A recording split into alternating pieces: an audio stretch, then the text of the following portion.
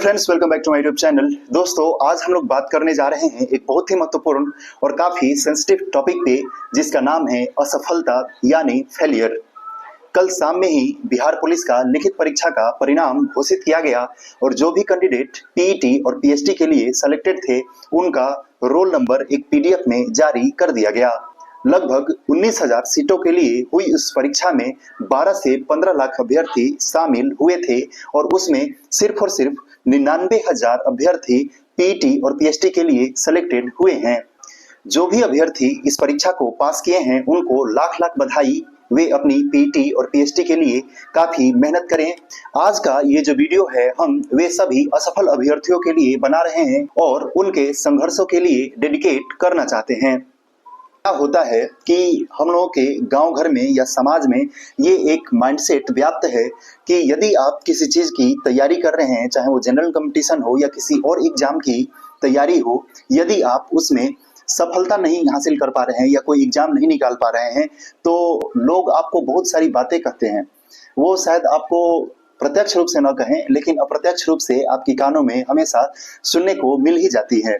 यदि आप अपने गांव या समाज से दूर किसी शहर में जाकर पढ़ रहे हैं, कहीं रूम लेकर के पढ़ रहे हैं और फिर भी आप किसी परीक्षा में आप सफल नहीं हो पा रहे हैं, तो लोग यही बोलते हैं कि वो तो वहां रहता है, सिर्फ पढ़ने के नाम पे सिर्फ ऐसे लाइब्रेरी जा रहा है, चाहे कॉलेज जा रहा है, इधर से उधर घूम रहा है, पढ़ता थोड़ी है। वो मार्केट में घूमता है, सिगरेट पी रहा है, वो कर रहा है। दुनिया में, गांव में, समाज में पचासों प्रकार की बातें इस तरह से चलने लगती हैं। उसी तरह से जो कैंडिडेट अभी सिर्फ हाई स्कूल में गया है, 8-9 पास करके सिर्फ वो 10th का एग्जाम देने गया है, तो उसकी प्रतिभा का या उसके हुनर का जो अंदाजा लगाया जाता है, वो सिर्फ इसी बात से लगाया जाता है कि उसने मार्क्स कितना गेन किया। यदि वो फर्स्ट डिवीजन से पास कर गया, हालांकि अब तो बहुत जनरलाइज हो गया है कि आदमी मैट्रिक, इंटर और सभी जो एग्जाम है वो फर्स्ट डिवीजन से पास कर जा रहे हैं, लेकिन फिर भी उसमें भी वो कितना मार्क्स गेन कर पा रहा है। यदि वो स्कूल से टॉपर नहीं रह पाया या अपने समाज से पूरा हाईएस्ट मार्क्स वो स्कोर नहीं कर पा रहा है, तो मतलब वो पढ़ने में ठीक नहीं है। और उसकी जो असफलता है और उसकी जो संघर्ष है या उसका जो अपना कहानी है, स्ट्रगल है, उस पर कोई बात नहीं करता है। वहां पे आदमी सिर्फ ये देखता है कि हाँ, ये इसका नाम ये है और ये इतना मार्क्स गेन किया है, बस आप उतना ला लिए, आप खुश, आप उतना मार्क्स ला लिए, गांव घर खुश और आप बहुत अच्छे लड़के।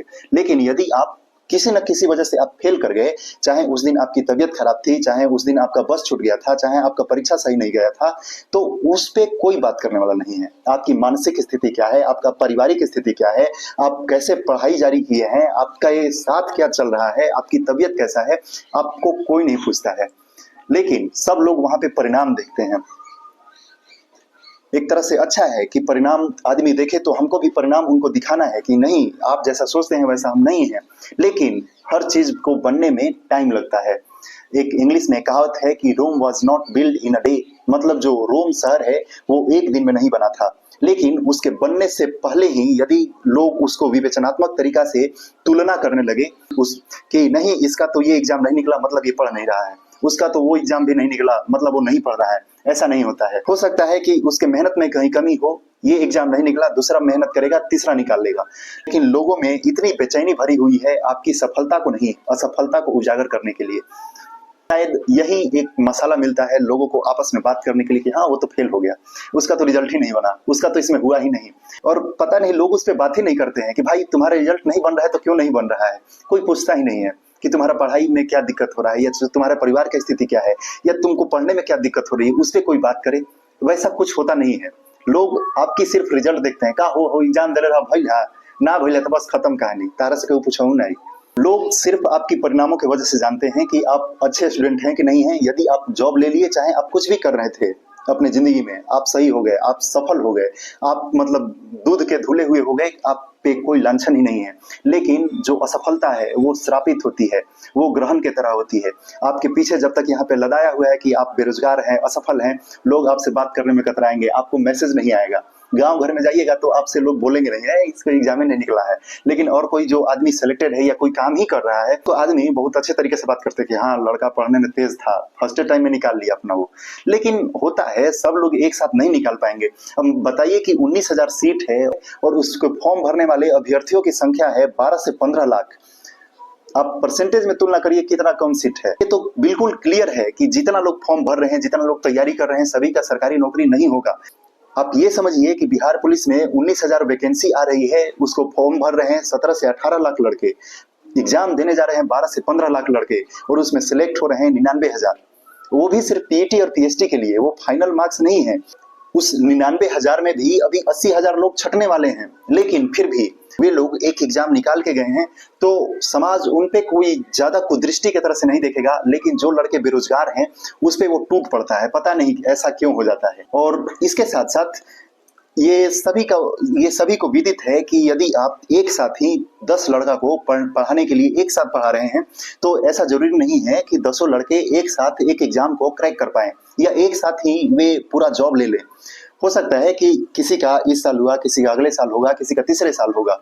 ये जो जनरल कंपटीशन का तैयारी है, ये एक धारा प्रवाह होने वाली सतत प्रक्रिया है। ये सिर्फ एक साथ नहीं होता है कि आप ये फॉर्म भर दिए और आपका इसमें नौकरी हो जाएगा। ये आप ये फॉर्म भरे हैं, उसका तैयारी कर रहे हैं, फिर अगले महीने दूसरा फॉर्म आया, फिर उसको भर रहे हैं, इसका एग्जाम हुआ, फिर इसका तैयारी कर रहे हैं, फिर तीसरा एग्जाम, फिर तीसरा कोई फॉर्म आया, फिर उसका फॉर्म भर रहे हैं, फिर उसका तैयारी कर रहे हैं। उसके बाद कहीं ना कहीं 6 महीना, साल भर, 1.5 साल, 2 साल के बाद कहीं ना कहीं एग्जाम का पैटर्न समझ में आता है, और उसके बाद लड़का तैयारी करता है। उसके बाद लगता है कि हाँ, यहाँ पे हम प्रॉब्लम था, यहाँ पे हम गलती करते थे, और यहाँ पे अब ठीक करेंगे तो यहाँ से एग्जाम निकलता है, फिर वहां से एग्जाम निकलना चालू होता है। तो जनरल कंपटीशन का जो एग्जाम निकालने की जो प्रक्रिया है, एक सामान्य लड़के को, जिसको ऊपर से कोई गाइडेंस नहीं है, ना घर परिवार के लोग गाइड कर रहे हैं, ना समाज के कोई लोग उसको गाइड कर रहे हैं, तो उसको अपने से तैयारी करने में 2-2.5 साल लग जाता है। उसके बाद फिर वो कहीं ना कहीं तीसरा साल आता है, चौथा साल से वो रिजल्ट गिराना चालू करता है। लेकिन उससे पहले समाज उसको इतना ताना मार के पका देता है कि वो फिर वो फटने के कगार में आ जाता है।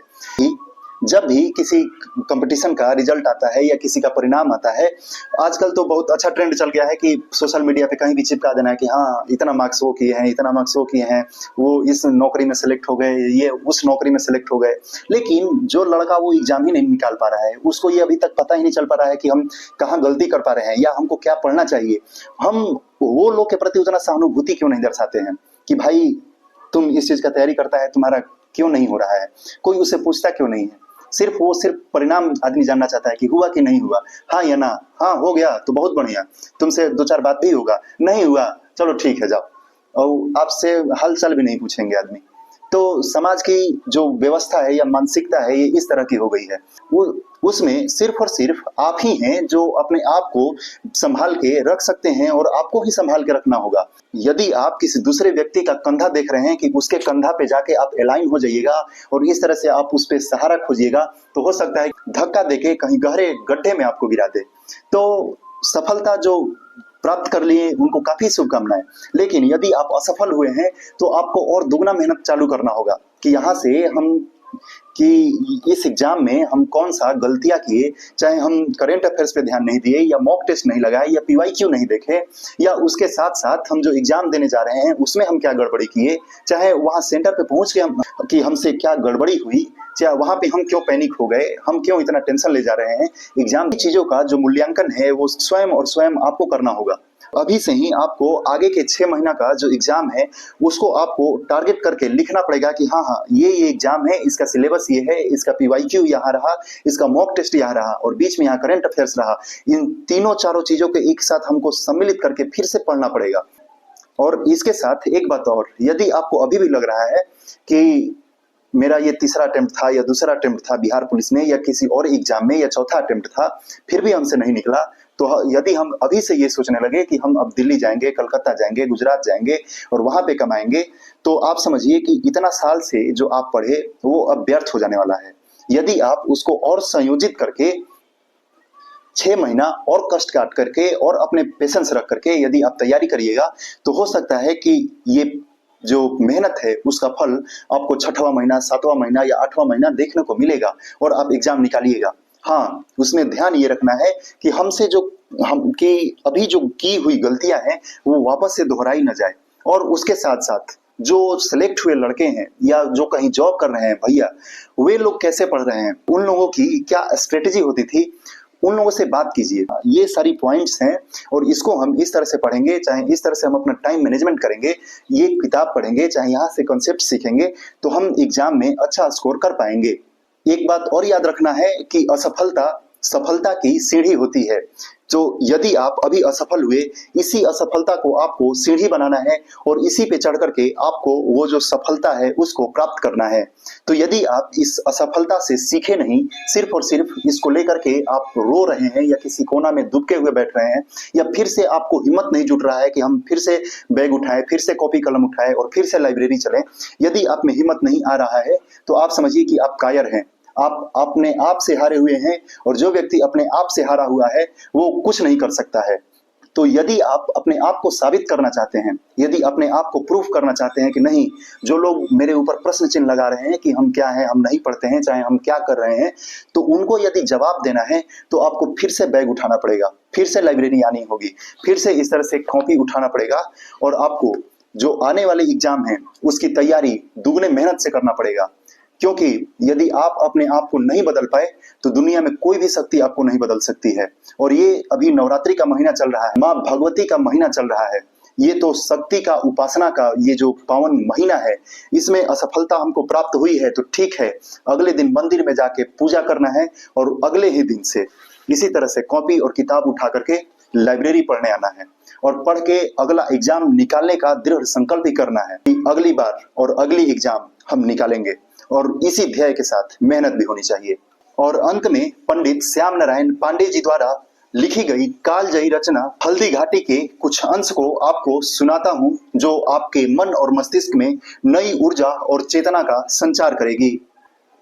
साहस दिखलाकर दीक्षा दो, अरि को लड़ने की शिक्षा दो, जननी को जीवन भिक्षा दो, ले लो असवीर परीक्षा दो, रख लो अपनी मुख लाली को, मेवाड़ देश हरियाली को, दे दो नरमुंड कपाली को, सिर काट काट कर काली को, विश्वास मुझे निजवानी का, है राजपूत कुल प्राणी का, वो हट सकता है वीर नहीं, यदि दूध पिया छतरानी का, यदि दूध पिया छतरानी का।